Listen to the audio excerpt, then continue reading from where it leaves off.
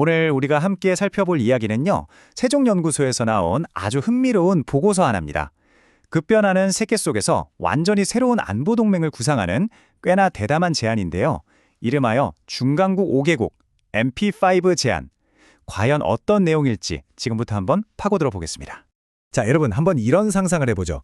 만약에 말이죠. 지난 수십 년 동안 너무나 당연하게 여겨졌던 미국의 안보 방패가 어느 날 갑자기 혹은 서서히 힘을 잃는다면 어떻게 될까요? 네, 바로 이 질문에서 오늘 우리가 할 모든 이야기가 시작됩니다. 이런 걱정을 하는 근본적인 이유가 바로 확장 억제 때문인데요. 다들 아시겠지만 간단히 말해서 미국 같은 강대국이 동맹국한테 누가 너희를 공격하면 우리 핵무기까지 써서 지켜줄게 라고 약속하는 거잖아요. 우리가 흔히 핵우산이라고 부르는 바로 그거죠. 그런데 이 보고서가 아주 도발적인, 물론 가상의 시나리오이긴 하지만 이런 상황을 던져봅니다. 2026년 미국의 새로운 국방전략 문서에 딱 이런 문장이 박히는 거예요. 한국, 이제 북한은 알아서 막으세요. 우리는 뒤에서 조금만 도와줄 겁니다. 와, 이거 정말 상상만 해도 등골이 오싹하지 않나요? 미국이 이제 세계의 경찰 노릇 그만하고 멀리 바다 건너에서 저울질만 하는 역의 균형자 역할로 돌아선다? 그럼 그동안 미국만 믿고 있던 동맹국들은 어떡하나요? 말 그대로 거대한 안보의 구멍이 뻥 뚫리는 겁니다. 이제는 정말 각자 도생의 시대를 준비해야 하는 거죠. 그러면 이런 생각이 들죠. 그럼 G7이나 쿼드 같은 데서 어떻게 좀 해보면 안 되나? 근데 이게 좀 애매합니다. G7은 아시다시피 경제 클럽에 가깝고 쿼드는 사실상 중국 견제가 주된 목표잖아요. 그리고 결정적으로 한국이 두 곳 모두의 정식 멤버가 아니라는 거.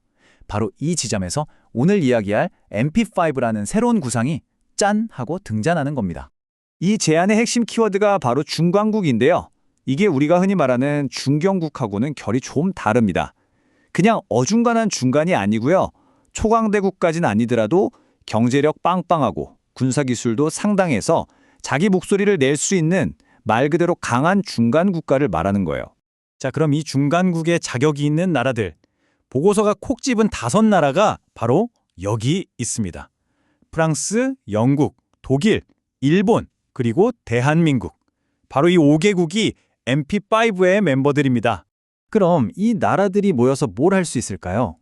각자 역할이 있겠죠? 먼저 프랑스를 보죠. 프랑스는 이 구상의 엔진 같은 역할을 합니다. 바로 전략적 자율성이죠. 아시다시피 독자적인 핵무기도 있고 미국 눈치 잘 안 보잖아요? 특히 이 전홍축 우라늄을 쓰는 잠수함 원자로 기술.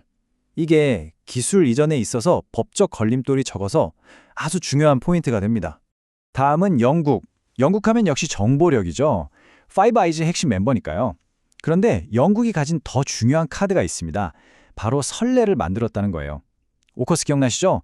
비핵보유국인 호주한테 핵잠수함 기술을 넘겨줬잖아요.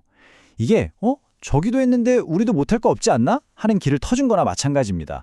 독일은 말할 것도 없이 유럽의 경제 엔진이고 산업 강국이죠. 최근 시대 전환을 선언하면서 국방비도 엄청나게 늘리고 있고요. 다만 독일은 핵 문제에 대해선 좀 민감하잖아요. 그래서 이 구상에서는 독일이 핵 관련 논의에는 한 발짝 뒤에서 옵서버로 참여하고 대신에 압도적인 산업 기술력으로 힘을 보태는 그림을 그리고 있습니다. 아시아 쪽으로 와보면 일본이 있습니다. 사실 한국이랑 직면한 안보 위협이 거의 똑같잖아요. 그러니 이해관계가 같을 수밖에 없죠.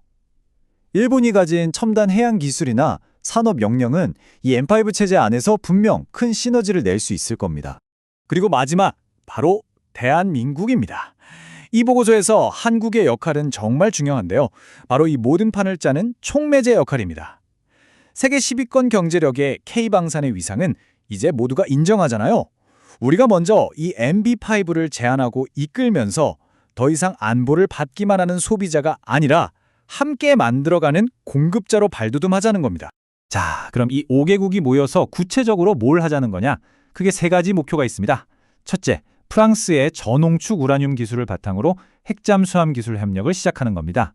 둘째, AI나 드론 같은 핵심 기술 분야에서 우리끼리 독자적인 공급망을 만들어서 미국 의존도를 줄이는 거죠. 그리고 셋째, 유럽과 아시아를 연결하는 새로운 차원의 안보 대화 채널을 여는 겁니다. 여기서 오해하면 안 되는 게 이게 한미동맹이나 나토를 깨자는 얘기가 절대 아닙니다. 오히려 보완제 같은 거죠. 일종의 이중신호 전력이라고 볼 수 있어요. 미국한테는 보세요, 우리도 이만큼이나 노력하고 있으니 걱정 마세요라는 메시지를 주고, 동시에 혹시라도 당신들이 빠지더라도 우리는 우리 스스로를 지킬 준비가 되어 있다는 신호를 보내는 거죠. 물론 아이디어는 좋지만 현실의 벽은 높겠죠. 당연히 넘어야 할 산이 많습니다. 당장 풀기 힘든 한일 관계도 있고 미국이나 중국이 너희들 지금 뭐 하는 거냐? 고 나올 수도 있잖아요.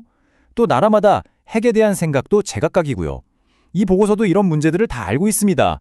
그래서 역사 문제는 일단 접어두고 기술 협력부터 하자거나 미국에게는 이게 당신들 부담을 덜어주는 거다라고 설득하는 식의 해법도 같이 고민하고 있습니다. 이게 그냥 이러면 좋겠다 하는 수준의 이야기가 아니라 아주 구체적인 로드맵까지 나와 있습니다. 총 4단계인데요. 2026년에 딱 출범해서 신뢰를 쌓고 그 다음엔 2+2 회담 같은 걸로 제도화하고 결국엔 상호방위 조약까지 맺는다는 거죠. 2030년대 중반쯤 되면 국제사회의 중요한 한 축이 되겠다는 꽤나 원대한 계획입니다. 심지어 여기서 끝이 아닙니다. 이 비전은 5개국으로 시작하지만 나중에는 호주나 캐나다처럼 생각이 비슷한 다른 나라들도 합류시켜서 MP6, MP7으로 판을 더 키울 수 있다는 가능성까지 열어두고 있어요.